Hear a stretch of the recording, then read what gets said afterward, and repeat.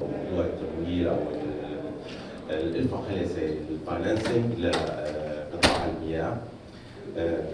ومعنا ضيوفنا مختلفين أو من مختلف الخبرات، من مختلف القطاعات، المختصين في هذا المجال، في هذا العمل. راح نتطرق. I think I will switch to English. Okay. As I said in Arabic, our financial situation have a lot of challenges today facing our utilities, water and wastewater utilities, which is suffer or have a problem to finance their assets, or in order to improve their ability to enhance the performance for the services provided from these utilities. Today we have a lot of innovations, we have a lot of technologies implemented in the field of water, wastewater utilities, but what we suffer after time, the sustainability or to improve the reliability for our service, we face our difficult financial situation. Today we need a comprehensive review for our financial situation to raise or to come out with a new innovations or a new ideas to cover and support our financial situation. For that, we have our valuable speaker here. They represent the sectors from their aspects of financing, their aspects of consultation or experience in the field of operation and institutional field in this sector. And let us start with Dr. Tatiana. Dr. Tatiana Schlingberg is the Regional Technical Manager of Border and West and Middle or Central Asia. Her focus disciplines represent wastewater sector, adaptive policies, integrated resources management, and nexus approaches. So, Dr. Tatiana, welcome.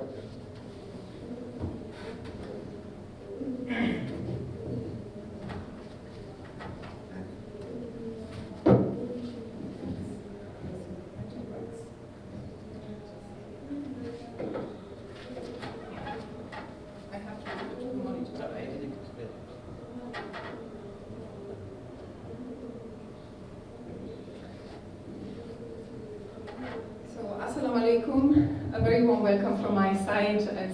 Thank you for the welcome as well to you and for the moderation, and to the dear colleagues here who are joining in the sessions. So my name is Tatiana Schellenberg. I am the Regional Technical Manager for West and Central Asia, based in Amman, in Jordan. So I will take you now in my presentation to the topic of from standards to finance. So I'm a technical expert and adaptive policy expert, but we will look into operational business models for decentralized systems. So we are talking very often about centralized systems. And very often as well, we may not look into how standards influence financial budgets. So yeah, the EBAs are seen as a climate change adaptation options for farmers in north of Jordan, which of course are experiencing more and more water scarcity. So what I'm going to present today is based on the findings of a project which was performed under the NDC Action umbrella. And maybe some of you have heard earlier we had a climate finance session, which also, of course, focused on the NDC action here in Jordan. So it was funded by the German Ministry and IKI through UNEP, and we had the pleasure to work together with the Ministry of Environment and the Royal Scientific Society. For those of you who don't know us, WATER stands for Bremen Overseas Research Development Association and is a German not-for-profit who was founded in 1977. So we are a technical expert organization in the fields of sanitation innovation, nexus, wastewater nexus, and integrated resources management, and we understand our mission in providing basic needs services to the marginalized communities through decentralized sanitation, solid waste management, and so on and so forth. So looking into the project overview and also the objective, we all know that Jordan is one of the most water scarce countries. It is experiencing a renewable water supply deficit of 420 million cubic meter per year.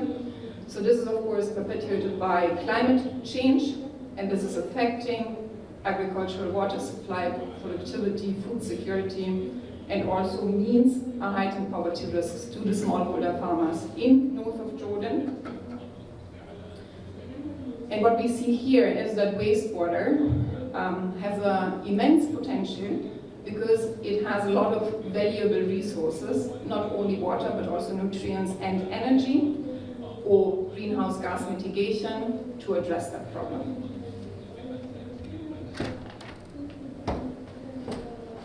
So we come up with technical solutions, capacity building, DEWATS, maybe a term some of you would have heard, fecal sludge management, decentralized solid waste management, biogas recovery. So all of that not only to combat pollution and wash-related diseases, but also to look more and more into increasing water security through recirculation of water and non-conventional water use, improve soil health through nutrient recycling, address climate change through capturing of biogas, so anaerobic gases, enable access to fertilizer. And here probably for this session a very important parameter to support the broader sectoral development, not only by robust systems which are low cost, but also through circular approaches which can generate additional revenue streams.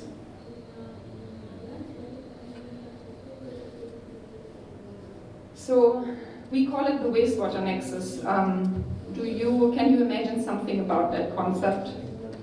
Yes, no? Yeah.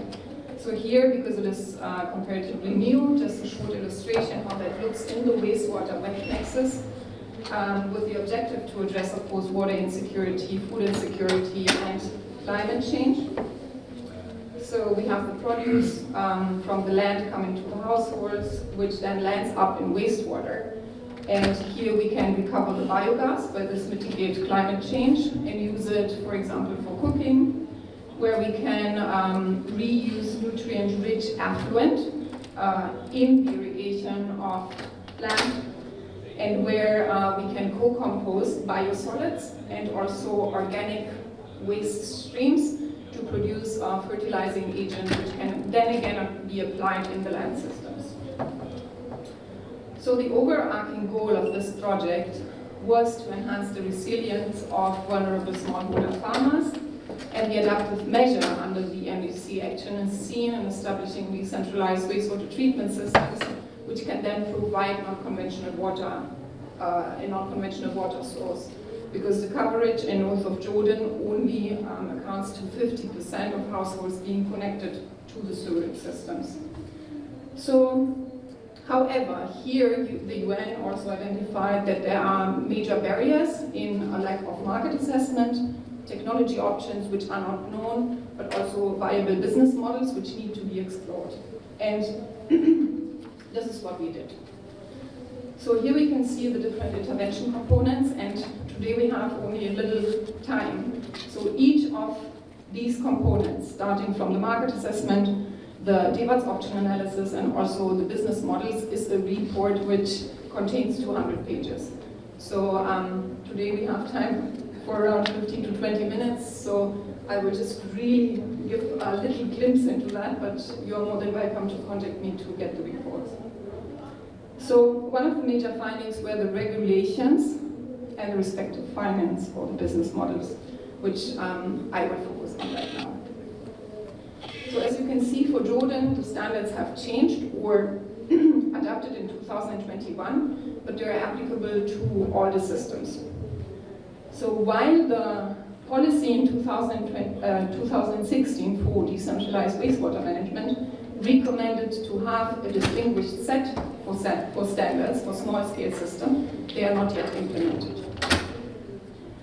So what it really means is when you look into the parameters, especially nutrients, so this is where the differences are, but this is also where often the capital investment is way higher for these processes and accounts for around 60% if we do consider an additional process for this.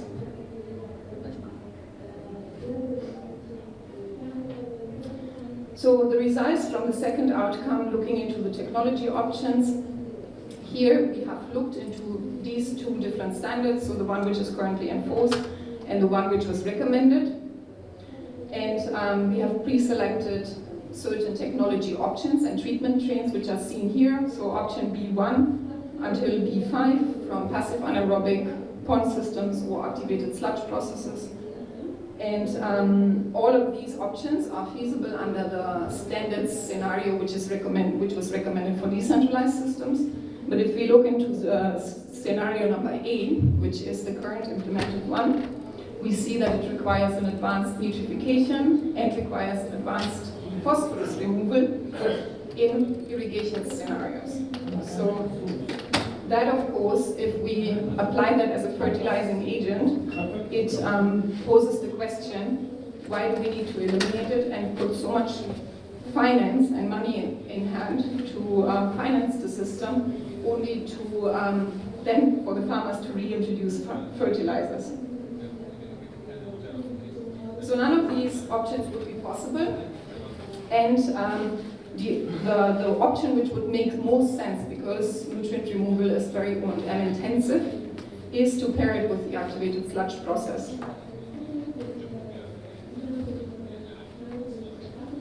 Here you can see a short calculating the performance scores for the different options. So we have performed a comprehensive literature review, and in all of the policy recommendations and so on and so forth, operation and maintenance and associated costs were one of the major important parameters. So this of course also shows weighing towards the O&M parameter. However, either technology could be best applicable, could be a best applicable solution for a specific location. And that was, of course, also the conclusion. It always depends how much land area is available, then maybe one technology is best suitable, or when land is not available, then another one. So when we look into the business models, then we have two analysis foci.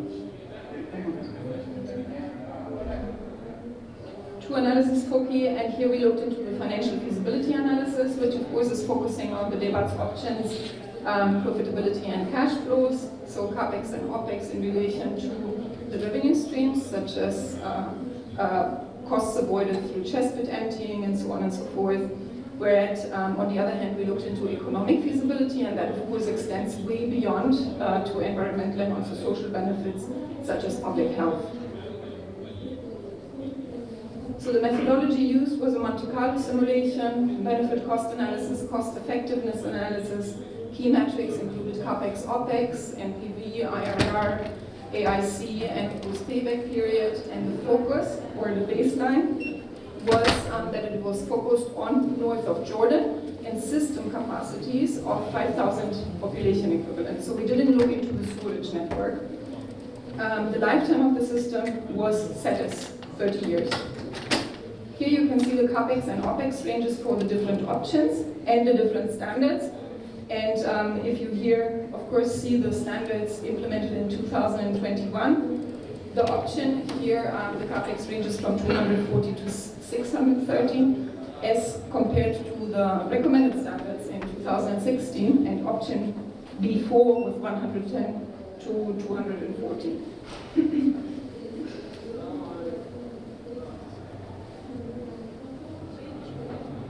So looking further, we have performed a financial viability analysis and also the economic viability analysis, looking into the net present value, the benefit cost ratio, the internal rate of return and payback. And as you can see that for the financial assessment, none of the options are actually financially viable.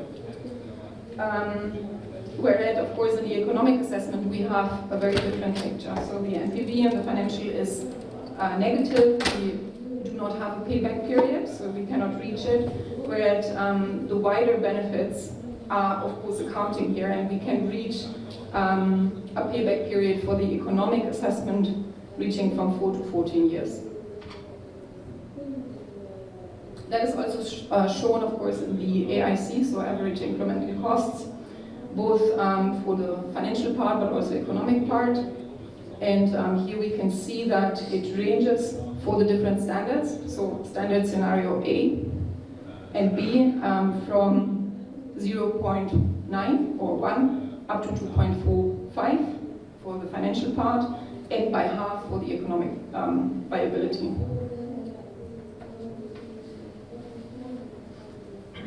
So short summary, from a socioeconomic perspective, investment in sanitation brings enormous returns. And this was, of course, also analyzed in this study. So while we have a high economic potential, we see that there are very big differences depending on the standard or the technology. And we do know that socioeconomic gains are likely way higher because we cannot assess, we do lack data for public health impacts in overall. So the sustainability and cost recovery, we know that operational business models, of course, need to emphasize tariffs, user fees, and public-private partnerships under circular approaches, but we need to consider also biosolids, which currently is not done in Jordan. So, and if we look into the debats, of course, it can support wider climate change adaptation, but also mitigation measures, which needs further elaboration in the future. So the recommendations would entail to adopt hybrid governance models, incorporating PPPs, encourage private sector participation through financial incentives, but also to look into a differentiated set of standards for smaller scale systems, because they do face higher challenges in operation due to higher fluctuations in rural areas than compared to dense in urban areas. So that is also done in many European countries or other countries in the world, that small-scale systems will have different set of standards. We do recommend a gradual standard process along feasible development plans. So if standards do not align with financial budgets, that means that there is maybe a risk of inaction. And conduct broad feasibility studies on local level, because we looked into a regional level, so we need to understand how that applies for the individual community. Implement flagship pilots to also experiment with operational business models, and also look into elaborated life cycle assessment, which is currently not done, especially when we consider wider sustainability parameters, but also circular approaches. So that in a nutshell, if you would like to have the reports, you are welcome to contact me and I will share the same.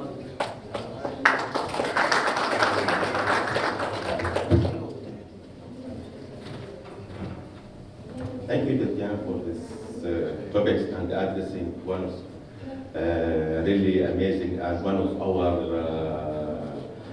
challenges in our utility, how to cover or to improve the service in terms of dealing with water or water in rural area or in scattered area, because always we looking for this field as we lose the money as a utility. We think we lose the money there. There's no visibility to have anything there.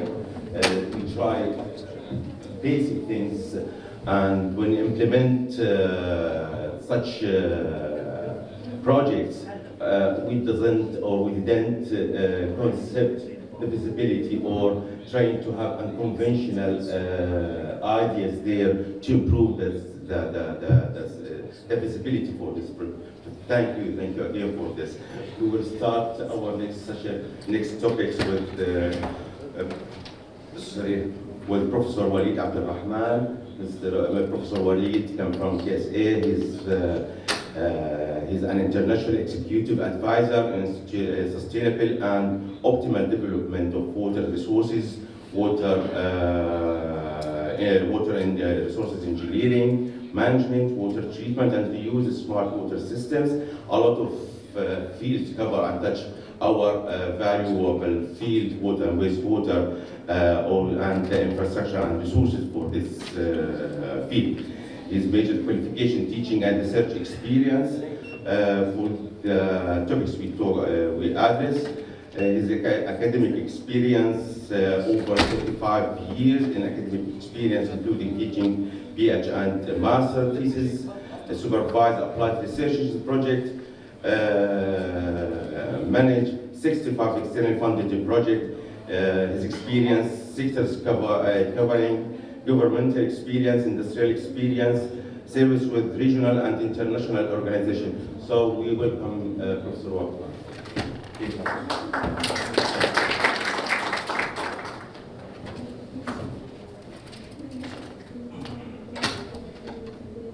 بسم الله الرحمن الرحيم والصلاة والسلام على سيدنا محمد خاتم الأنبياء وأكرم المرسلين.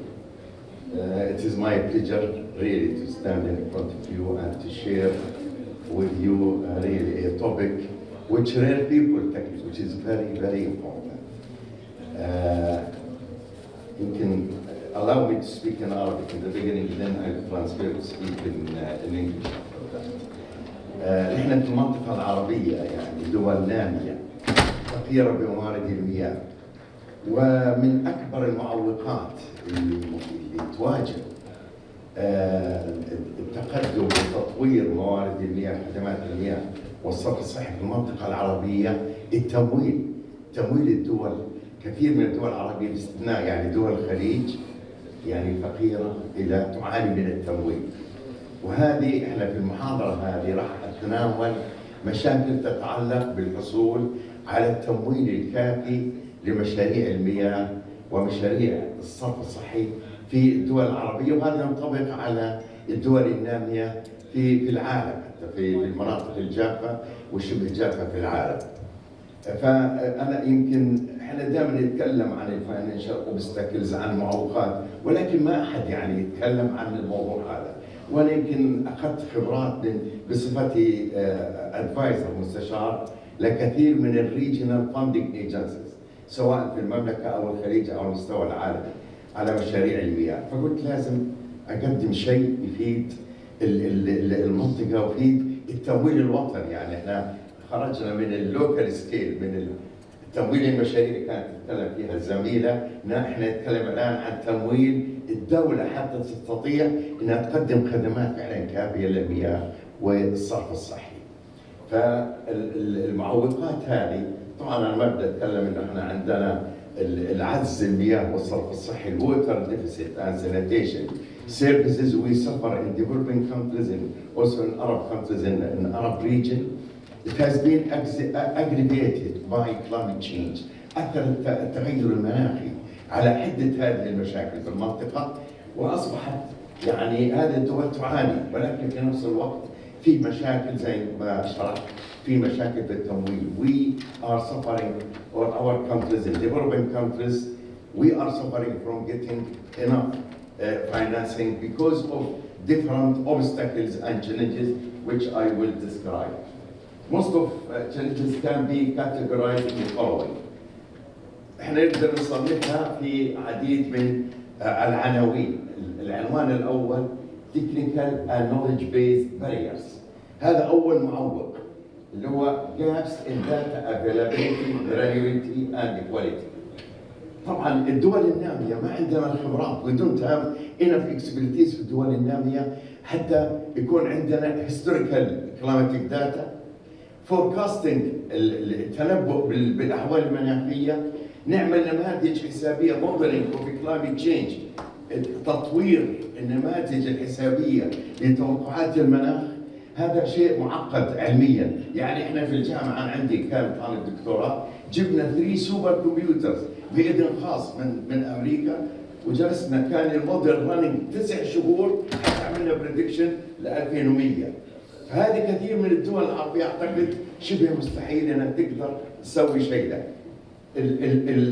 البايلاترال ديفلوبمنت باكس والكلايمت فاندز يحتاج بريدكشنز. يعني لما تقدم بروبوز عشان تحصل على تمويل يقول لك اعطيني البريدكشنز، مودلز، ايش راح يصير عندك في الدوله هذه؟ ايش تاثيرها على مثلا التصحر؟ ايش تاثيرها خدمات الصرف الصحي؟ ايش تاثيرها؟ ما عندك الشيء ده، فهذا معوق. اذا هذا احد الانواع المعوقات اللي هو التكنيكال نولج، الابيليتي بالذات. المعوق الثاني difficulty demonstrating the adaptation specific objectives of a project proposal. طبعا كل proposal يمكن اشرحه بالعربي. انت لما تقدم انت بدك تسوي مشروع اساسي climate adaptation، لازم يكون عندك رود ماب، لازم يكون عندك الاوبجكتيفز، لازم يكون عندك الريسورس كلها واضحه. في عندك انت في الكلايمت مشاريع الادابتيشن بالنسبه لمكافحه التغير المناخي، لابد يكون عندك فرق بين الادابتيشن والديفلوبمنت. كثير من الدول بتقدم بروبوزل عباره عن تطوير لخدمات الصرف الصحي او تطوير لمشاريع البيئه، ما عندهم ادابتيشن، فيجي يرفضوا بسبب انه lack of expertise والتفريق بين adaptation وبين تطوير الخدمات. المعوق الآخر lack of capacities and expertise to develop adaptation strategies project pipelines. طبعا البروبوزل لازم يكون في استراتيجية واضحة، لازم يكون adaptation فيها واضحة. طبعا الاكسبرتيز الموجودة والنولج الموجودة ما تقدر تغطي الاشياء هذه كثير من الدول، لذلك ايضا البروبوزل ما حيكون عنده فرصه انه للقبول.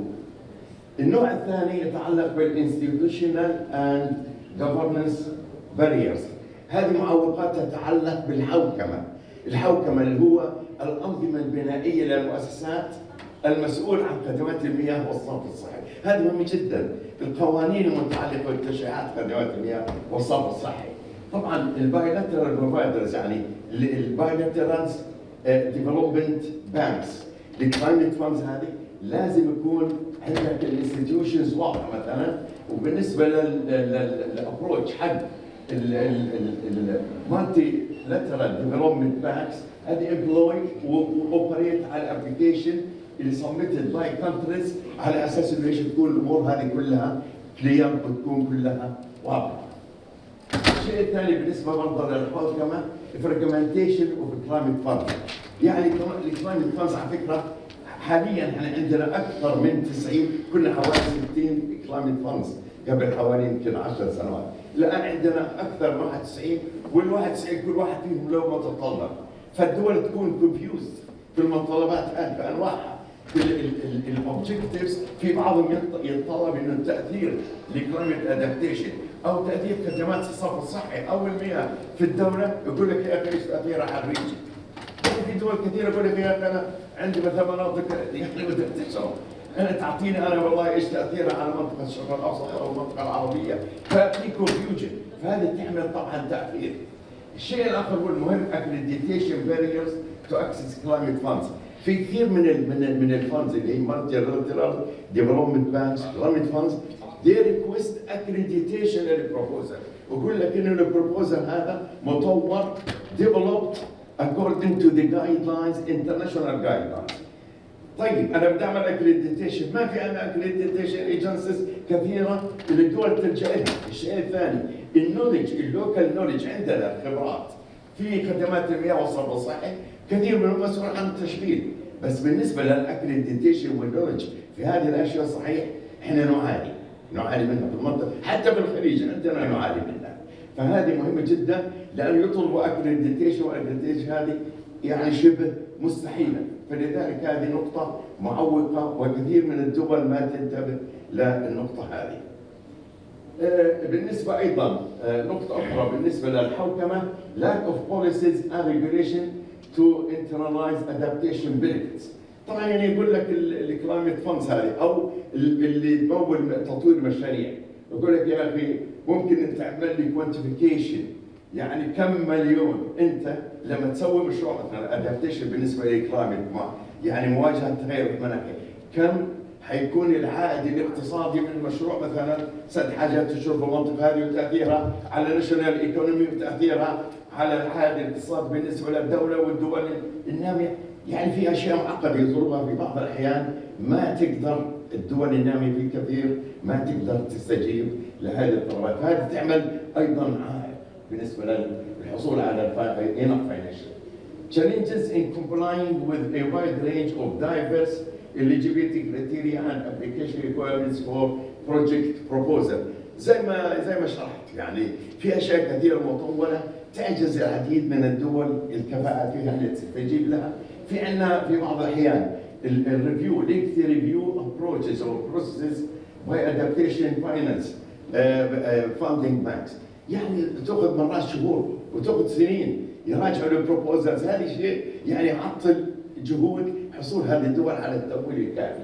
عندك برضه limited reach to local organizing، ما كل الدول تقدر تروح على المنظمات الإقليمية وتطلب المساعدة وأنا ودي أطور سووا لي ساعدوني. هذه برضه هذه فيها limitations. والفاينانشال architecture is not tailored on the needs of developing countries. هذه مهمة جدا. يعني هم لما بيتعامل في مع funding يتعامل كأنه مع دولة فيها كل العلماء وفيها كل الخبرات اللي يقدر يحصل على المعلومات. فهذه فعلا في كثير من الدول تعتبر ايضا عائق. في عوائق ايضا اقتصاديه وعوائق ماليه economic and financial barriers. Many developing countries especially lower income countries have limited borrowing capacity.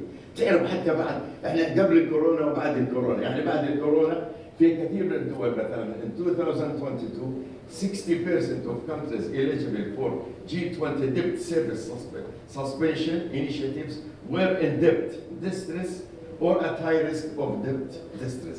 هذه ما قدروا ياخذوا يعني borrowing. يعني شوف انت عدد الدول اللي ما قدرت حتى تعمل يعني تقدر تستفيد من البورو.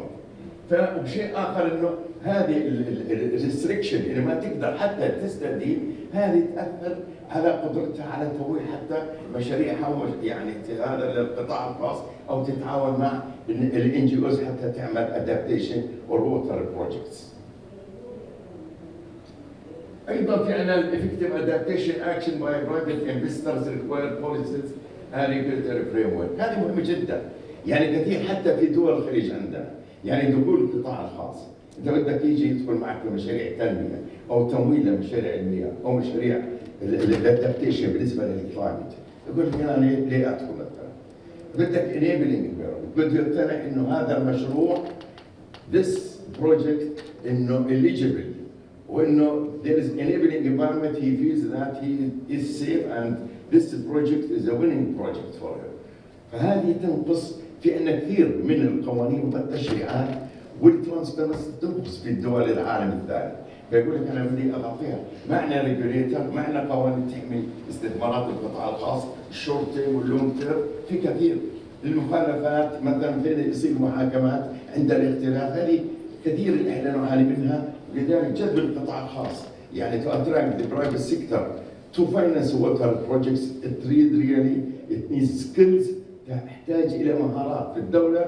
والحمد لله احنا نجحنا في المملكه خلال ال 15 سنه الماضيه في طبعا فشلنا في بعض التجارب ولكن نجحنا اخيرا يعني في اخر 10 سنوات معظم خدمات المياه والصرف الصحي حتى الجريننج القطاع الخاص هو اللي يتولى لان يشعر بامان لبروجكتس بانكابل وهي feels everything is transparent, everything is working and he can feel that he is secure for investment.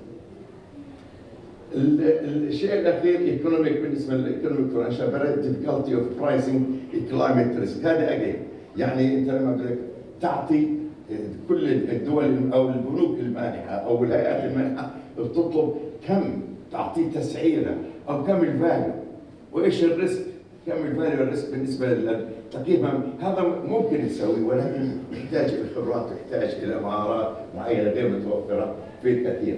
ايضا في تشالنجينج في كوانتيفاينج النون فاينانشال بينفيتس برضه في اشياء كثيره بالنسبه لنا اللي هي يعني بالنسبه للايكولوجي بالنسبه للسوشيال بينفيتس بالنسبه كل هذا تحتاج ايضا الى تقويم مالي ايش المردود حقها ماليا وهذا يعني يمثل صعوبات لكثير من الدول الناميه.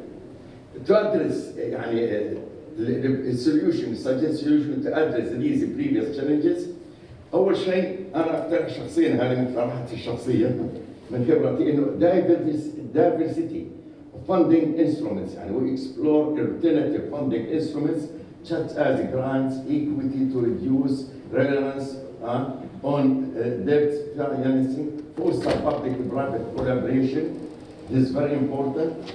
And the last point, improve project preparation, and this needs really to improve the skills in developing countries. And the last point, developing new financing approaches, which is very important, exploring new financing approaches such as blending financing models and technical assistance to support water-related investment. In conclusion, أنا أعتقد إنه it is extremely important, شيء مهم جدا to resolve the financial challenges.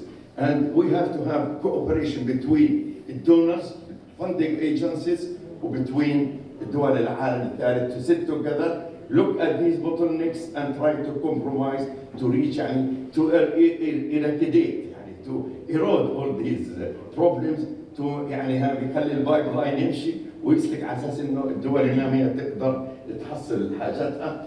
We have to create better enabling environment to attract the private sector for taking offensive position in water and climate projects.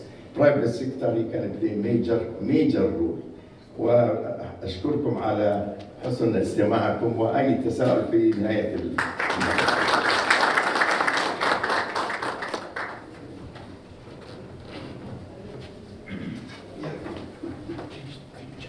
So Walid, again, thank you for sharing your intensive experience and in core of global financing requirement barriers. Really, it's for me, it's the first time to have this look inside the global financing requirement. Thank you for your valuable presentation. Now we will start again and welcome Mr. Iyad Sahaune. Engineer Iyad is a water utility specialist with more than 20 years of experience.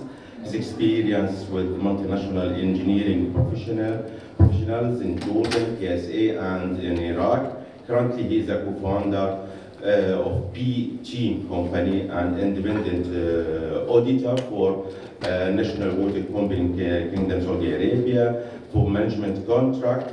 Also, he is a member of multinational, a lot of national and global committees and certified as a PMP, lead GA, a professional engineer.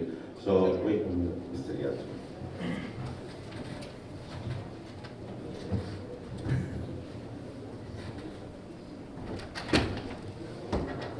يعطيكم العافية جميعا. أحاول أختصر قدر الإمكان مشان نفتح المجال للدسكشن سيشن.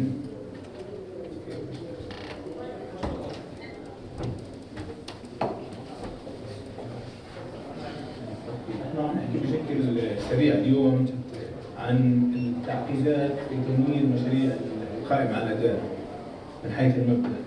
خلينا بهذه السلايد سريعا نحكي عن الكيفية اللي بتقود العقلية لإفكار المشاريع القائمة على الأداء سواء التخفيض الفاقد أو لأي عملية ثانية. هلا راح نركز بعدين في موضوع النانو رينيوتر، بس هاي السلايد بتحكي عن كيفية سياق البرفورمانس فيو. أول شيء العقود القائمة على الأداء دائما بتكون عقود لها ارتباط زمني واضح وميجربل امبروفمنتس، بمعنى انه انا دائما بحقق فيها نتائج قابله للقياس، وشود بي ريزلت اورينتد، بمعنى كل العقد يقوم على فكره انه يكون موجه نحو النتائج. لما نحكي عن البي بي سيز بنحكي عن ديول بنفيتس، بمعنى يعني احنا بنشبهها مرات في فكره الولد الصغير اول ما يجي بيكون مش عارف يمشي، بنضل نمكن فيه، لما يبلش بده يصير يمشي ما بخليش يجي بدها واقف. هاي هي فكره البرفورمانس كونتراكتور، انه بيجي على اليوتيليتي اللي عنده خبره طويله، اولها بكون عنده اشكاليات، وانس انه تمكن هو يقود اليوتيليتي لانه تحقق نتائج. طبعا احنا دائما في مس يوز بانه الديفلوبينج كانتريز والديفلوبد كانتريز فت ولا لا، البي بي سي فت به بوث كانتريز، راح عن هذا الموضوع. بلس في مس يوز للتيرم تاع البي بي سي دائما بيرتبط في الشراكه من القطاع العام والخاص. هذا الشراكه من القطاع العام والخاص شيء والبي بي سي شيء، بس بالعاده البي بي سي سكيم بيجي تحت الشراكات بين القطاع العام والخاص، بس هم تو ديفرنت سيناريوز. السبارك للبي بي سي بلشت من اكثر من 20 سنه، كانت الفكره بانه الاوت سورسنج بلش يعمل بين للمشروع نفسه، فمن هون تطور لانه يخلق مشاريع البي بي سي. طبعا دائما بنحكي عن الريسك انه لازم يكون شيرد مش ديليجيتد، يعني انا بجيب حد بتقاسم معاه ريسك مش بلبسه الريسك، وهي واحده من المشاكل اللي نحكي عنها. بلس لازم يكون دائما في تيبيكال لايف سايكل لمشاريع البي بي سي، بتبلش بالايرلي اسسمنت، بعدين البيز لايننج والديagnostic، بعدين بطور الانفستمنت سكيم، وبعمل الترانزاكشن، بحيل العطاء، بمشي بالبروكيورمنت، بفوت بالفاميليرايزيشن، بعمل الريدكشن، بعدين بنتقل للمينتنس فيز. طبعا راح نحكي عن الانواع تاعيتهم اللي هو ممكن يكون كوست بلس او اس او 24/7 او الديزاين بيلد اوبريت مينتين. وبالاخر دائما لازم ناكد على انه الفندنج كونسترين انفايرمنتس بظبط فيها مشاريع البي بي سي.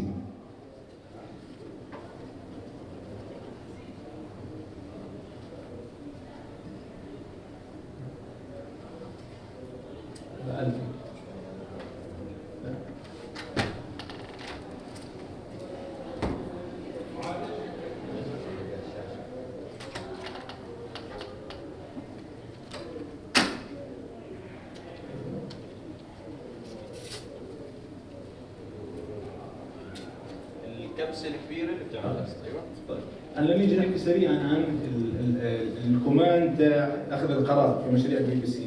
اللي لازم نعرفه في مجموعه اسئله لازم نجاوب عليها قبل ما نروح على مشاريع البي بي سي. اول شيء قديش الانفستمنت والبادجت اللي بدي اياه، بحكمني هذا في النت بريزنت فاليو، الريتيرن اوف انفستمنت، الانترنال ريت، والبيباك بيريود، الرابورت والبنفيت كوست ريشيو. هاي فاينانشال موديل اللي لازم ينعمل قبل ما افوت باني انفذ مشاريع بي بي سي. من عدمها طبعا بدي امن الفاندنج والميكانيزم تاعته الاليجيبيليتي مشان موضوع الدونرز واللندرز.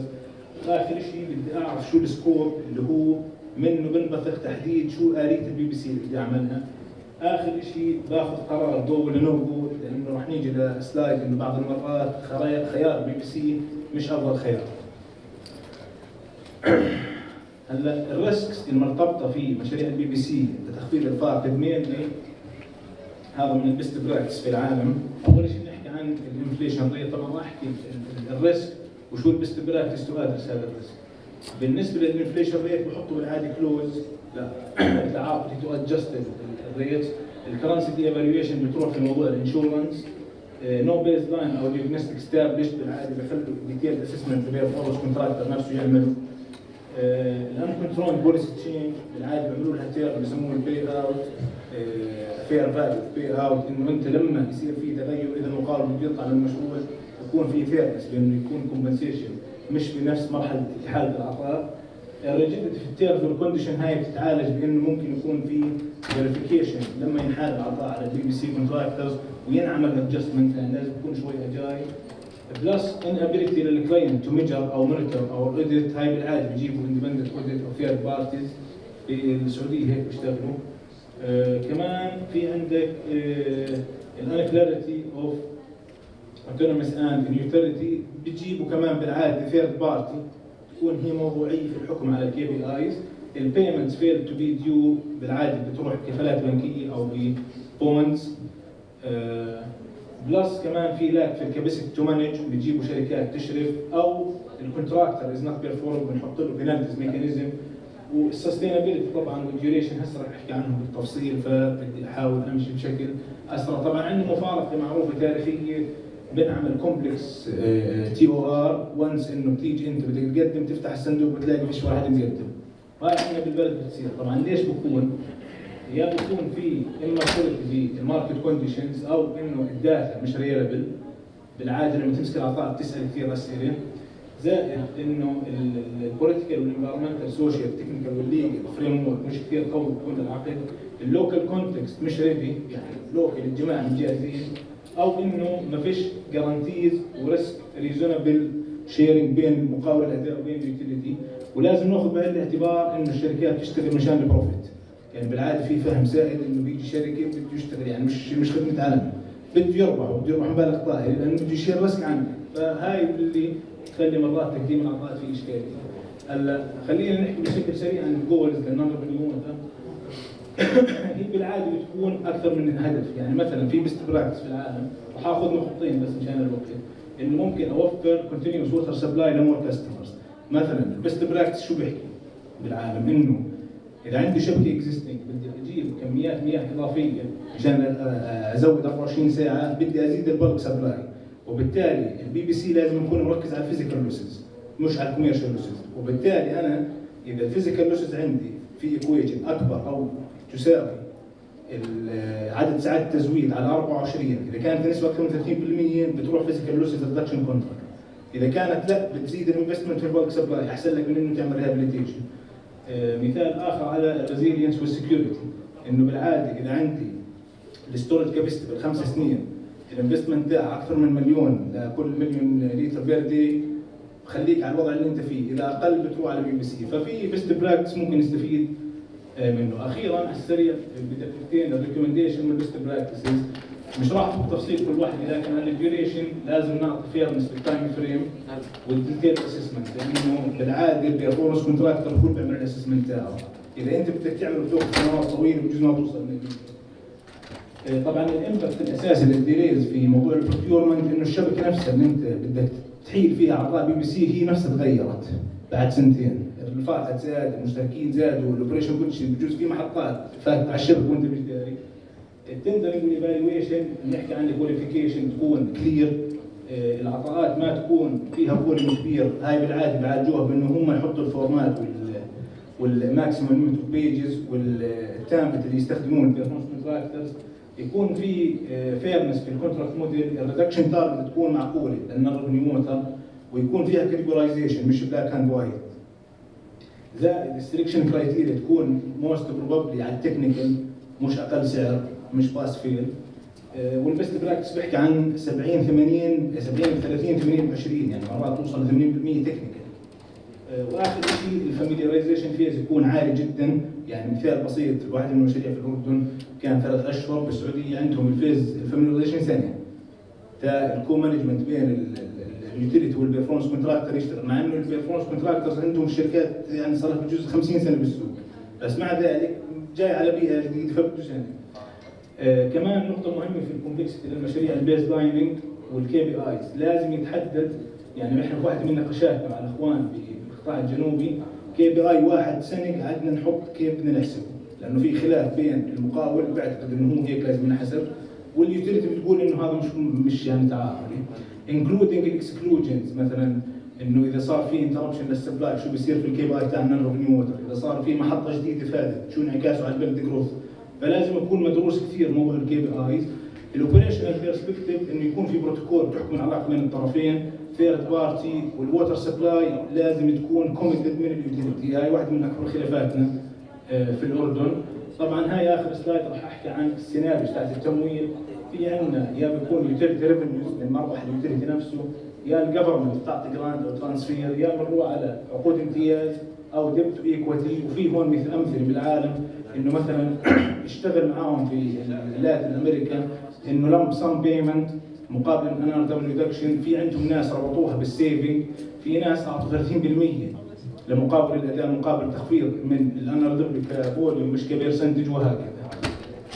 الكي تيك اويز ما بدي احكي عنها، بس باختصار دائما في اشكاليه بتحديد هل البي بي سي خيار مناسب. الكل بيعتقد انه هو يعني عصا موسى السحريه، بالاخر مرات البي بي سي بتمشي فيه بعقد الموضوع بزياده. فلازم تعرف بدك تروح على البي بي سي في بري ريكوزايت وفي ريسك شيرنج مش ريسك ديليجيشن. الله يعطيكم العافيه.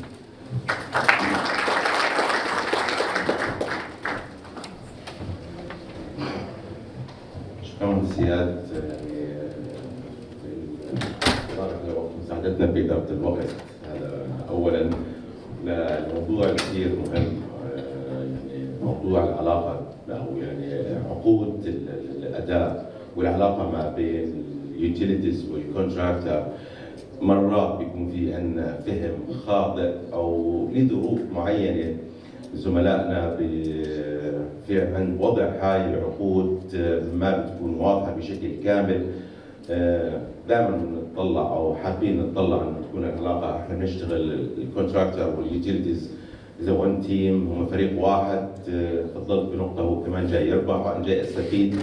وهذا الأساس يمكن اللي ينخلق عليه عقود الأداء أو أي عقود أخرى تطور. اليوم مش non revenue water اليوم بلشت تكون شائعة هاي العقود بالأوبريشن بالمينتنس وات ايفر من اليوتيليتيز أو بالتاسك أو الخدمات اللي ممكن تقدمها هاي الشركات. شكرا لك مرة ثانية. اسمحوا لي to welcome Mr. Elliot Towns. Mr. Elliot have an extensive experience as a utility regulatory economist in the field of water, wastewater, gas, and electricity in the United States of America. Mr. Elliot also have a support and provided a capacity for national regulatory authorities, ministries, utilities, in many of countries in Jordan and a lot of countries in Asia and Africa. Please.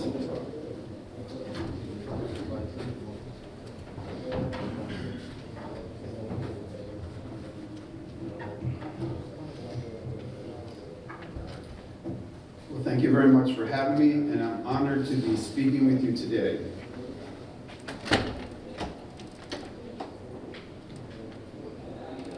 My objective today is very clear. My job is to convey to you the utility setting process that has evolved in the U.S. for about 100 years.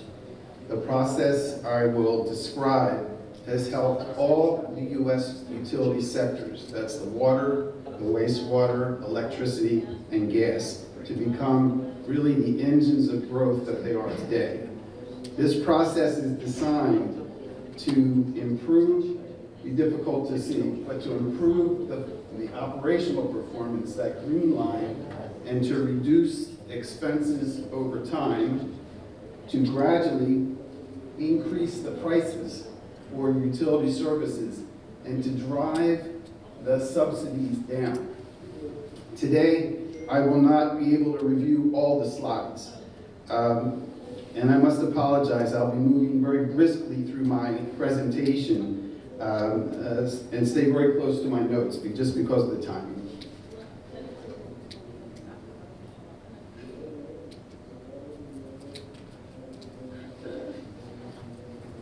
So where are we today? This chart shows utility prices for water and wastewater and electricity. And these lines are global weighted averages of cost-reflective tariffs for water and wastewater. And these charts show that there's really a stark need for tariff reform amongst our countries.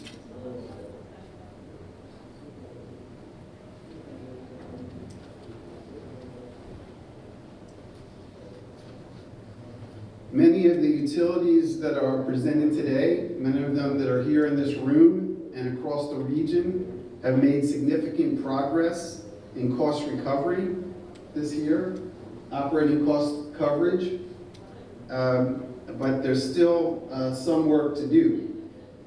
I think the real challenge is the enormous CapEx. Let's see if we can get this guy to be a signal to.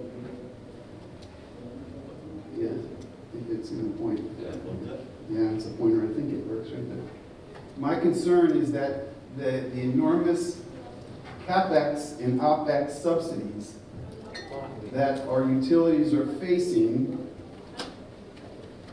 and are really exhausting the resources we have.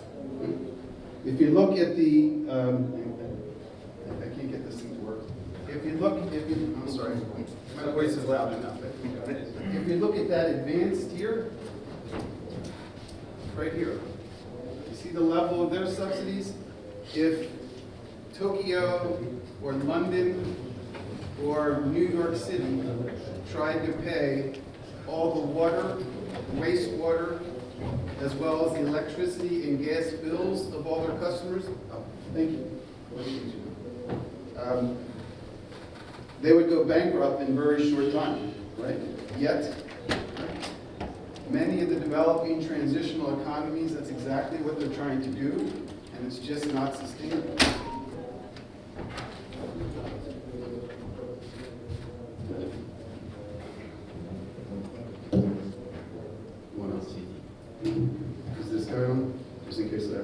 That's fine. Okay, pardon.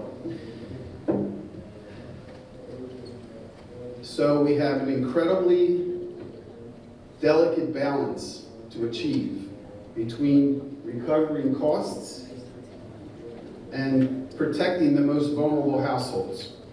We think to do this, that you must first organize and understand your cost of service, your utilities cost of service.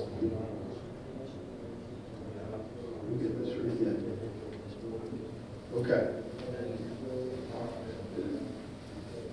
The utility tariff setting process I'm going to describe to you really started in the electric industry in the U.S. in the 1930s, when the U.S. electricity industry was facing severe challenges. And this process has evolved through rate cases, numerous rate cases and litigations, and continues to evolve today, but the process has proven to be durable and sustainable over the last century. We've broken down the tariff design process into several steps. First, you have to determine your utility's total cost of service, your revenue requirement. Then you have to allocate those costs equitably, and then you design your tariffs. Now, we won't be able to go through each of the steps, or review all the steps, but I will cover the main points that are very important, and I think that they'll help you.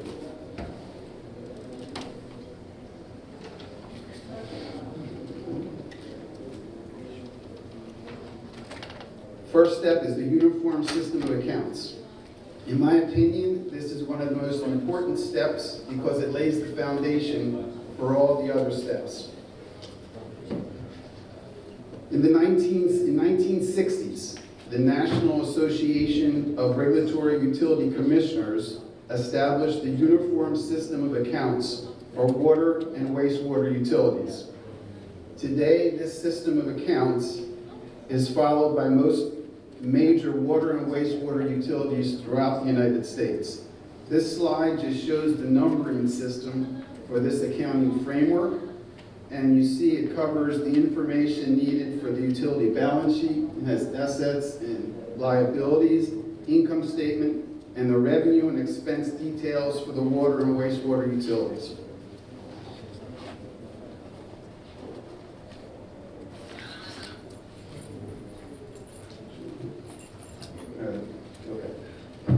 The system of accounts provides a clear definition of each account and actually lists the items to be included in each of the accounts. So here I've shown the NARUC Uniform System of Accounts for water transmission and distribution mains accounts, the water mains. And it shows the details that are included. I've also highlighted here the fact that your major management information system providers like Oracle and SAP and others, they have extensive experience throughout the world in implementing these uniform system of accounts.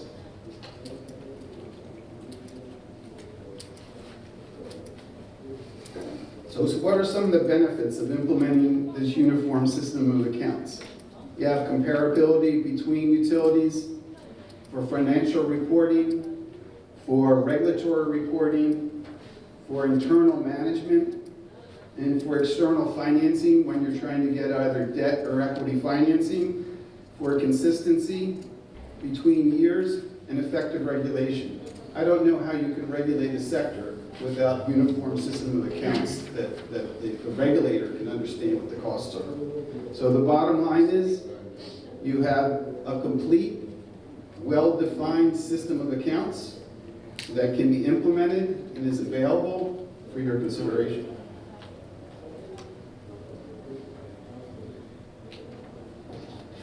Okay, next we calculate the utility total cost of service.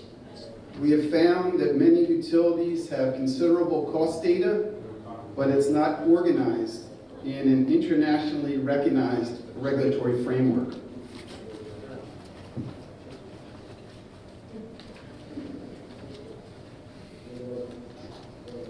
In utility regulatory jargon, we call this total applicable costs the total revenue requirement.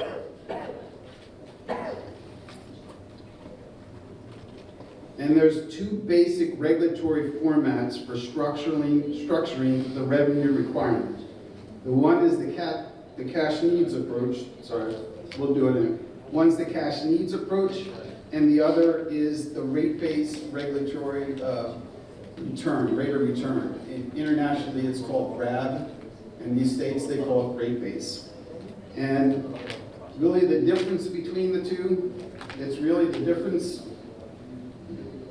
I like to walk. The difference is in how you recover your capital costs. In the cash needs approach, you're recovering capital costs through debt service. You may have a debt service reserve, and then capital improvements that are recovered through revenues.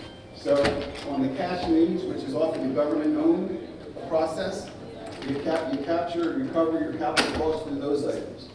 For the utility approach, or rate-based or rate of return approach, you recover your capital costs through depreciation and return on operating income. And that's your standard return of the investment from depreciation and return on the investment. You've probably heard that about 1,000 times. But this is the two major, and this allows you to structure your total costs in a recognizable international framework.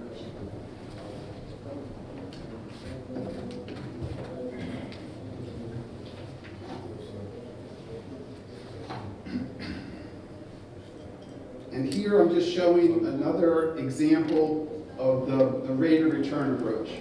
You start out with plan and service of 1,000. You subtract out your accumulated depreciation of 220. You come up with net plan of 780. And to this, you add in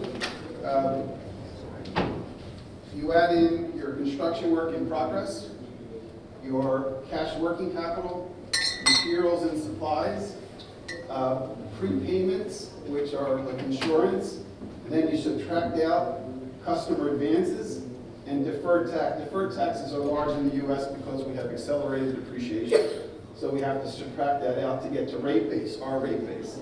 And then you have revenues of 172, operating expenses of 125, you subtract them, you get 47 as your net operating income, divide that into 670, and you get 7%. Okay? But they add this in to get an investment base. You know, materials and supplies, you have to make that investment. So we want to get a return on that. And all these other items, okay?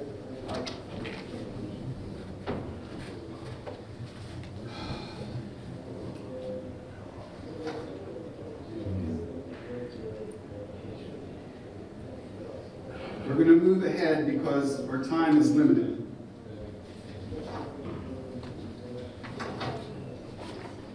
If you're trying to develop separate tariffs for water service and wastewater or sanitation service, you have to first separate those costs so you understand the distinct costs.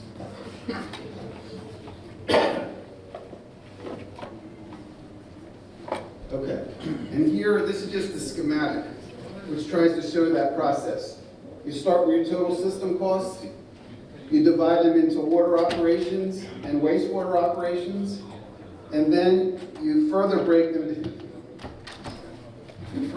them down into sources. Just think about your water system.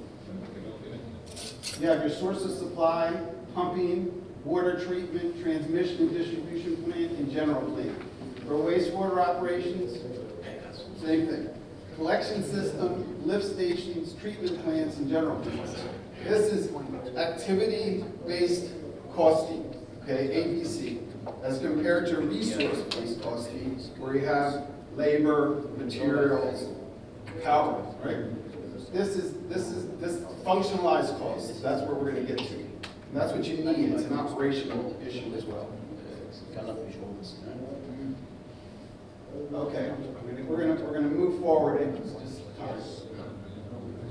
Cost allocation is the next piece, and I'm going to move forward again. Okay, so what we've done here, the process is what I'm trying to convey here. That's the most important thing. You've determined your revenue requirement, right? You determine what your total costs are, right? Then we functionalized them. We separated those costs into the buckets we need. We classify them based on fixed and variable and the key cost drivers. And then we have to allocate the costs. And the way we allocate these costs is by way of it's called a customer class cost of service study.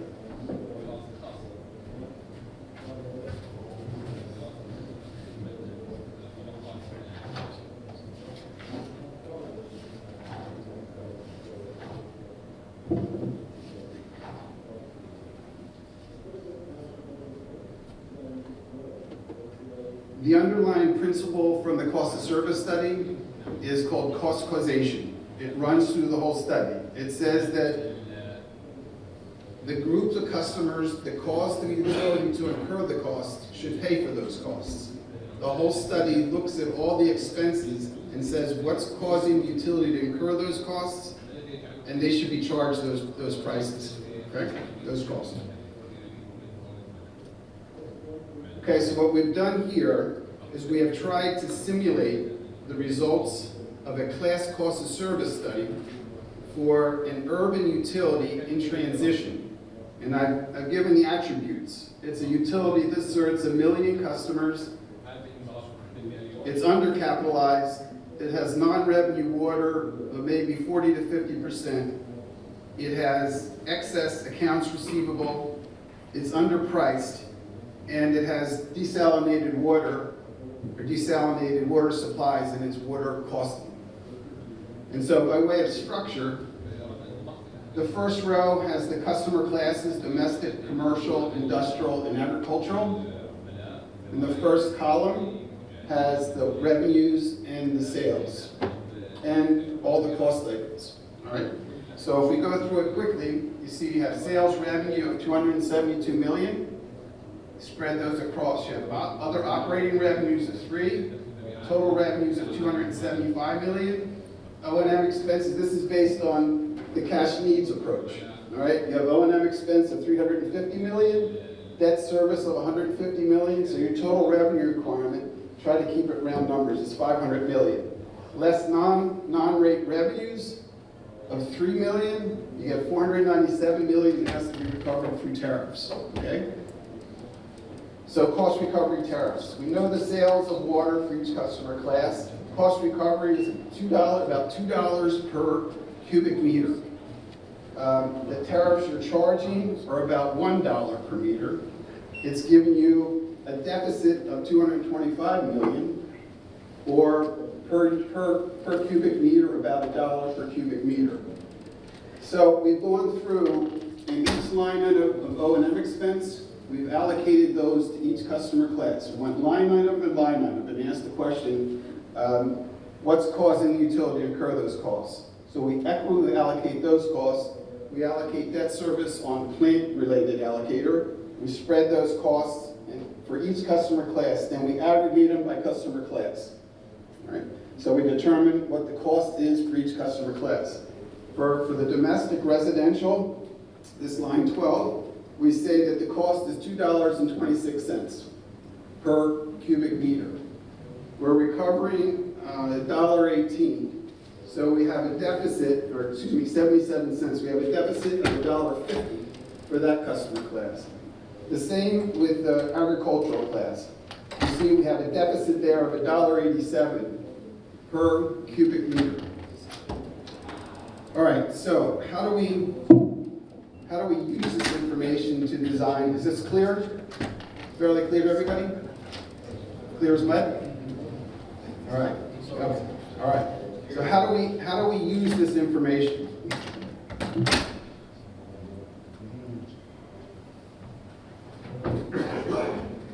Okay. Our cost of service study has defined the overall subsidy that we have to recover from the utility. It's also defined the subsidy that we need to gradually reduce for the domestic class, as well as the small subsidy that we're given to the agricultural class. It also tells us we've earned a small amount of return from the commercial and industrial customers. So what we need to do is we have to establish a strategy to gradually reduce the subsidy for the residential, domestic, as well as for the agricultural. And then we have to bring up the return that we would derive from the commercial and industrial customers. So it provides us, the important thing here is it provides us the evidence to be able to establish this strategic path to try to bring the subsidies down over time. This is extremely important. We need to do this for everything that we've said, which is we need internally generated funds because we're not going to get these funds from the rest of the world. The dollars are too big. It has to come from the core utility grid, and the people have to pay. Okay. Because of time, we have, okay. In terms of rate design, I'm only going to be able to give you one example here. Oops.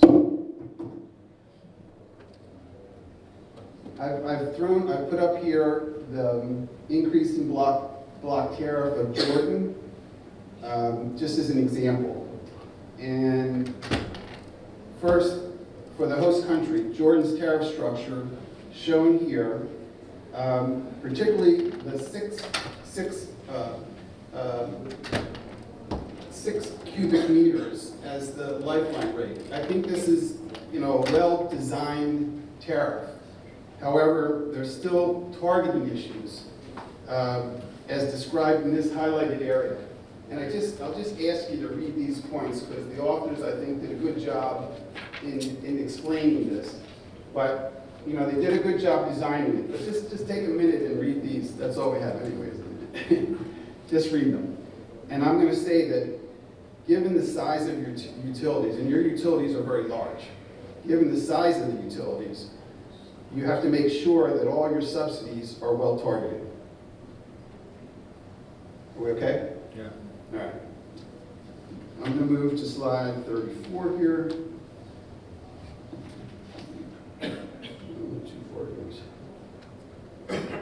Okay. I think one of the most important points is this final point that I have, which is balancing cost recovery and consumer affordability. Sorry, guys.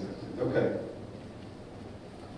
For our tariff reform process to move forward, we need to have a thorough understanding of who can afford to pay and who cannot afford to pay. And the number of people under the $6 to $7 poverty line here, that's 200 million people. That's staggering. And we must be extraordinarily careful as we develop our tariff plans, as you know. And the people that can afford to pay, perhaps those that are middle class, they must pay to enable us, the utilities, to build and sustain our essential services. Do I have a few minutes just for a recap, or no? I have 1 minute to recap. Thanks. Okay, to recap then. We have a structured utility tariff setting process that can be implemented, the regulatory accounting system. We have regulatory tools like the cost of service study that will determine the level of subsidies to gradually and systematically reduce the subsidies over time. And we must have a thorough understanding of our market segments and develop a comprehensive communication plan to effectively reach each segment. I thank you for your time and your attention.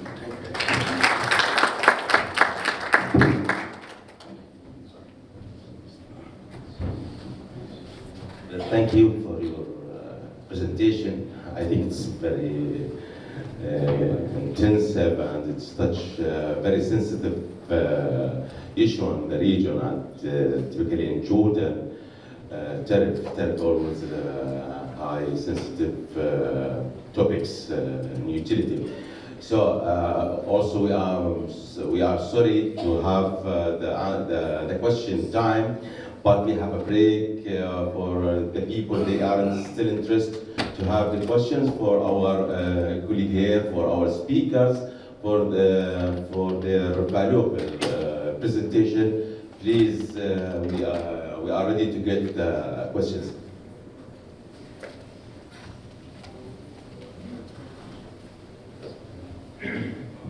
Okay, thanks so much. I'm دكتور حسن أبو النجا, Management Committee Water Losses and Intermittent Water Supply at International Water Association. في جزء من المهندس إياد اتكلم على البي بي سي Performance Based Contracts.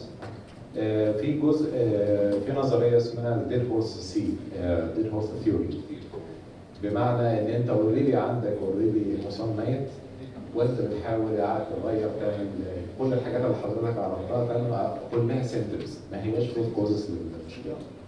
في جزء مهم جدا لازم ناخده في اعتبارنا ان في اوريدي ان انت باني الفيز اصلا اللي هو الديد هورس, ان انت عندك اول حاجه ان انت بتتعامل مع الانترميتنت سبلاي كانه كنترول سبلاي.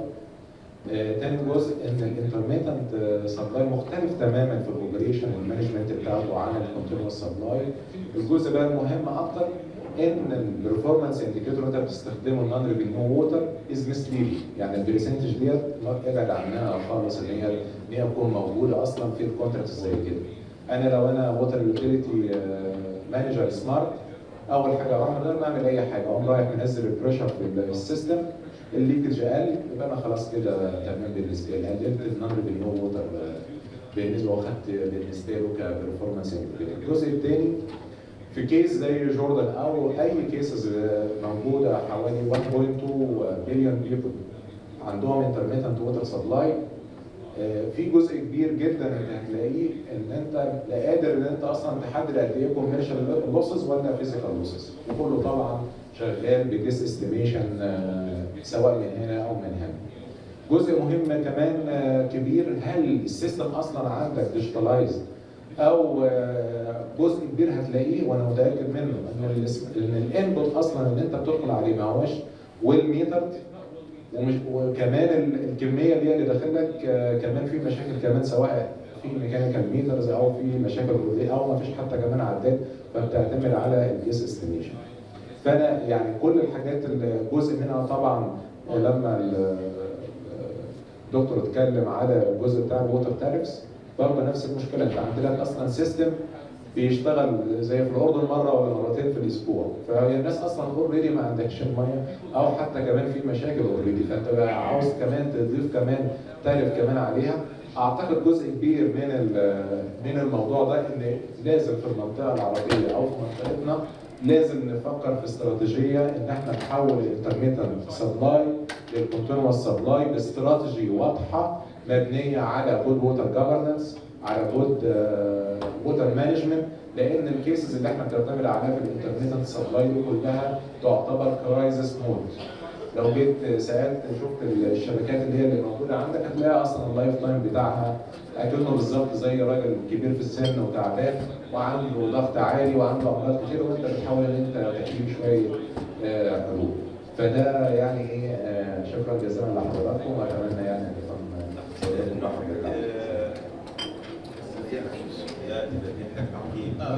اول شيء انا بدي مع السؤال والملاحظه, انا بدي اتفق معك مش بس بهذا الكلام, انا ضد استخدام الان دبليو كانديكيتر من حيث المبدا. يعني كان في سيشن صباحي مع جماعه ثانيين ونصحناهم انه دونت يوز الان دبليو كانديكيتر لانه مش ليدنج والشير فوليوم الخطا تاعه اكبر من الفائده اللي ممكن تؤتي. الشغله الثانيه يعني موضوع الانترميتنت ووتر سبلاي, هلا بالعالم مش بس احنا بنشغل الانترنت, في كيسز يو كان ديفلوب بي بي سي فت على الانترنت ووتر سبلاي, فبدناش نشوف تفاصيله بس انه شغال. في كيسز يفترض انه فالid للانترنت ووتر سبلاي.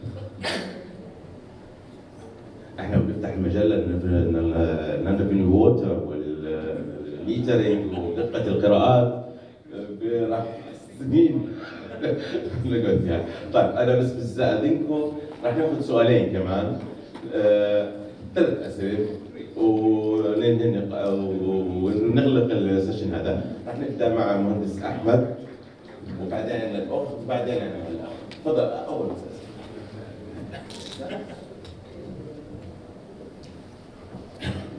يعطيك العافية، يعطيكم العافية. شكرا كثير دكتور وليد، بروفيسور وليد، على المحاضرة القيمة اللي تفضلت فيها، وشكرا لإياد على المحاضرة برضه القيمة اللي ألقى فيها طريقة إشراك القطاع الخاص في عملية التشغيل والصيانة وتزويد التمويل المالي للمؤسسات اللي عندنا موجودة حاليا.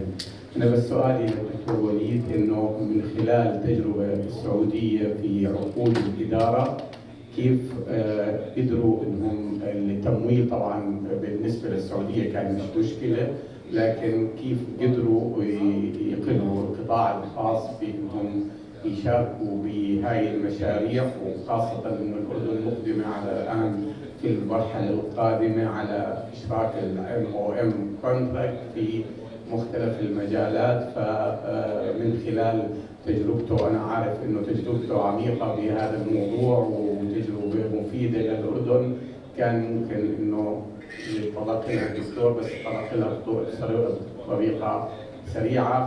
فيا ريت إنه نقدر ناخذ لو هيك بعض الأفكار عن هذا من عقود الإدارة. بالنسبة لإياد بس بالنسبة للبي بي سي، المشاريع البيس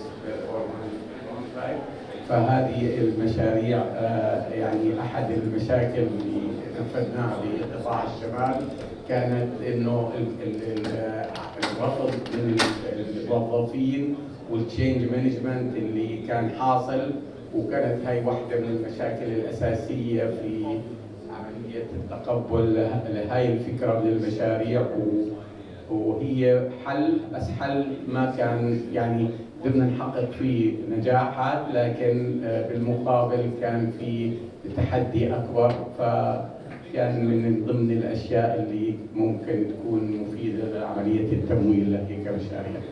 شكرا كثير، يعطيكم العافية، بارك الله فيكم. برضه في مجال يا ريت الفودز اللي حكى عنها دكتور احمد بسم الله الرحمن الرحيم. اشكرك استاذ احمد على اسئلتك فعلا مهمه جدا. على فكره يعني المهندس احمد حوسه كان من القامات اللي عملت معنا في المملكه في المانجمنت كونتراكت في جده، وايضا في المنطقه الشرقيه وفي المدينه. بالنسبه للسؤال، كيف استطاعت حكومة المملكة العربية السعودية أن تقنع القطاع الخاص، ليس القطاع الخاص السعودي ولكن الشركات العالمية مثل سويس وفيوليا وإكسيانو والشركات العالمية أنها تدخل في مجال إدارة المياه في المدن، يسموها ووتر مانجمنت كونتراكتس. في استراتيجية المملكة لما أنشأت الشركة الوطنية للمياه عام 2006 كان أحد أولوياتها تحسين إدارة المياه في المدن. كانت الشبكات تعاني من ليكج، من تصرف المياه يعني أكثر من 40 و50%. كان عندنا اللوكال لو ووتر كونكشن، يعني بالنسبة للطلبات العدادات أو الكونكشن للهاوس كانت تكون فترة طويلة. الكاستمر سيرفيس كانت بصراحة فيري بور. الأسيت مانجمنت، السبلاي تشين، كنا نعاني. فالمملكة بدها تدخل في القرن اللي نقول ال20 أو ال21 في نيو ميلينيوم، وبدنا نحسن الكفاءة بتاعت إدارة المياه في المدن، لأنه إذا أنت ضخيت مثلا مياه محلاة بكميات وبأسعار وبتكاليف هائلة، ولكن الأثر المردود على المواطن يكون مردود يعني بسيط جدا، هذا يعتبر وسط المملكة. فالمملكة أنشأت الشركة الوطنية للمياه كذراع حتى تمثل الدولة ووزارة المياه في عقود التشغيل وعقود إدارة المياه في المدن، ووتر مانجمنت كونتراكت. طيب الآن عملت استراتيجية لشروط الكومباني، ابتدت 7 سنوات كمانجمنت كونتراكت. it will be followed، يتبعها كونسيشن. هنا الشركات العالمية في الكونسيشن تقول لك أنا حستثمر في الأسد وحيكون المردود أعلى. فكان الهدف من المانجمنت كونتراكت وكيفية إقناع الشركات العالمية وربطنا يدخل إنه أنت خلال ال7 سنوات هذه أنت تقدر تفهم إيش المشاكل وكيفية تحسينها في المدن. من نواحي الكاستمر سيرفيس، من نواحي الويست ووتر كونكشن، الويست ووتر تريتمنت، السبلاي تشين، الكاستمر سيرفيسز، البامبنج ستيشنز، الاستراتيجيك ريزرفوارز، كل الاشياء هذه حطت الدوله. طبعا المردود المالي في المانجمنت كونتراكت محدود جدا، يعني الربح لا يتجاوز 5%، ولكن هناك ربح مخفي، يعني ما هو ظاهر، اللي هو عندك كي بي ايز، اذا تجاوزت الكي بي اي ب 10 او 20 او 30 في انسنتفز، فانت تجد عندك هناك دخل اضافي ممكن اذا حققت انك تعوض اللي هو الربح المحسوب في المانجمنت كونتراكت. بعدين في اشياء ثانيه بيسموها سيدز، يعني الشركات اللي بتعمل المانجمنت كونتراكت تحط سيدز، يعني في تكنولوجيز يقول لك والله في بالنسبه للليكج انا ممكن استخدم تقنيات مطوره في العالم، انا ممكن احسن فيها الاداء. مين حيسوي هذه؟ طبعا الشركات الموجوده they will subcontract يعني many of these seeds to their subcontractors، يقدروا يعوضوا في الربح. ولكن يعني الشيء الجذاب فعلا فيها اللي هو الكونسيشن ستيج. لذلك دخلت سويس وفيوليا ودخلت شركات اعلاميه ودخلت شركه مياه اللي اسسناها في المملكه والدكتور متواجد معنا وحكوا باور، دخلوا على اساس وفعلا الان يستفيدوا من الكونسيشن في بعض القطاعات، الصرف الصحي وفي التحليه ولا. شكرا. شكرا على سؤال الاخت وسؤال ناخذهم مع بعض ونروح ننهي. السؤال بسيط جدا. اول شيء احنا قطاع المياه بالاردن المهندسيات، قطاع المهندسيات للخبير إلوت. قطاع المياه في الاردن هو قروض بيعتمد بالدرجه الاولى، والان صار عندنا بوست البي بي سي بالاردن اللي هو بيرفورمانس بيست كونتراكت، ومثل ما بيجي مثل البايبل، يعني مثل ما بيجي من البنك الدولي بنشتغل، ما في تقييم حتى احيانا للكونتراكت اللي بتيجي او من الجي اي زد او من فارا او من اليو اس ال، يعني بيكون في كثير جابس للاسف بهاي الكونتراكت وبالداتا وبالمانجمنت، انه بيجيبوا خبير انسان شخص عادي جدا. هل تعتقد انه احنا بالاردن قادرين اداريا مثلا لو انا طرحت مشروع مليون على طريقه البي بي سي، هل هي قادره انها تحكم الكونتراكت وتشتغل صح وما يكونش في عندها ريسك كبير في الكونتراكت؟ هذه قصص لانه هي من ضمن مشاكل هاي العقود. بالنسبه للخبير الامريكي برضه نفس الشيء، احنا في عندنا مشكله انه قروض في بدأ مرتلف، وعندنا بافرتي وعندنا ريفيجيز، فشوي المعادله بالاردن يمكن معقده. شو بتنصحنا بهذا الموضوع؟ شكرا. Yes. Everything is what you're asking. Okay. We will get the last question, then we will have the answer. Yeah. Last question. Vidaran Thakur from Sultan Kaman. My question is just from a cost perspective, from Mr. Elliott, from the cost perspective for the service provider. What do you suggest? What is the best practice for the service provider to jointly providing the service, water and wastewater, or to segregate the services to the service from the service provider? So let me try to answer both questions. First, and I understand there was a point made, if you have these large losses and you're trying to recover them through the tariffs, it's a multiple effect, right? And what we've seen through the best practices is that they first, you have to invest, right? So that's going to increase your costs, but you invest and you bring down those losses. If the pipe is leaking over here and you're putting money over here, as other distinguished panelists have said, it's just a waste of money. So the things that have worked best is they tighten up the core utility, make it strong, right? And then your finances can grow from there. Your system are gigantic. Your utilities are huge. You've got to make a strong financial stone that can grow. Okay, and that's the first thing. The companies that have succeeded don't raise their tariffs right away, okay, because the people are not seeing the benefits. They fix the system first, and then they can get recovery. So you need those kind of loans that are concessional, so that you can. That's where the loans are needed. And on same thing with wastewater. I mean, that's where you need the money. That's where you need the help. Okay, so that would be the first response. The other thing is the reason I started and spent so much time on the uniform system of accounts. You've got to get your house in order. You have to know what your costs are. You have to discipline your utilities to follow this and report them to whoever your regulatory body is. Okay? I hope that's kind of responsive.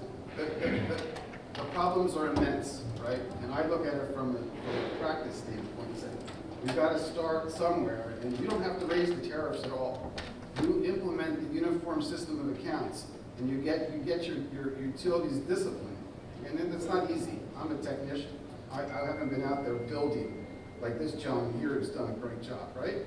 But that's what you need to do. You need to, don't raise the tariffs at all, but get the systems in place. That's why I kept saying it's the process that's important, not the tariffs. The other gentleman said, yes, you're asking us to raise the tariffs. It doesn't make sense. Right, don't raise the tariffs, but get your system in place. In terms of, is that responsive? Yeah. Okay. In terms of your question, should you do them both? It's not so much should you do one or the other. Often these utilities are together, and so there's some synergies that work, but there's some economies of scale that you can get with the systems.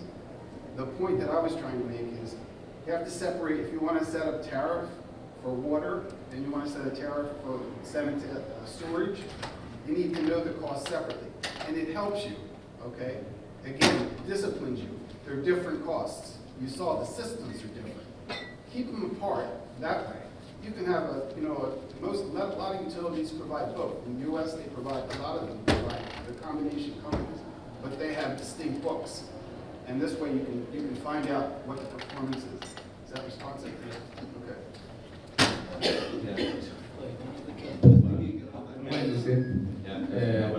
اكيد انا بس ب 10 ثواني دكتور الفكره بين الشركات الانترناشونال كيف اجت؟ لانه بنشتغل اندبندنت اوديت مع اخوان في السعوديه. اجت لانه في شغلتين، اولا في وقت، يعني العقد 7 سنوات زي ما تفضل، مش سنتين وسنه، وحتى هسه في عقود الامتياز لسه معطوهم مجال قاعدين نشتغل معاهم على اساس. ثاني شيء في فيرنس، يعني زي ما في كابس للبينالتيز في كابس للانسنتيفز. عودة على السؤال انه اللوكالز احنا قادرين اكيد بنقدر، بس بدنا نحول الموديل لشيء مختلف عن الانترناشونال سكيم، بانه نستقطب الشركات الانترناشونال نقول له هي اليوتيليتي انت تتصرف فيها. بمعنى انه انت مول الكابكس واحنا بنساعدك في الاوبكس، ولما تحقق تحسينات يعني لما الفاقد ينزل 10%، هالمصاري اللي اجت اديشنال بنقسمها بالنص بيني وبينك، بس انت شيل ريسك الكابكس وانا بشيل ريسك الاوبكس. هلا في ترتيبات معقده كثير ممكن نحكي فيها، بس احنا مش بالضروره دائما لازم نجيب فند من برا، بالعكس خلي المقاول يجي وهو يستثمر بشبكتنا، احنا بس بدنا نراقب عليه، بس بالاخر بدنا الاكسبرتيز والنو هاو اكيد من برا يعني. فذاتس ات. الله يعطيكم العافيه. We need to close our session. I would like to thank our valuable speakers for their valuable presentation. Really, it was fruitful, amazing, enrich our knowledge deep in the field on the subject which is presented in your speech. Thank you again. Hope to see you again next Arab week, inshallah. Thank you for all.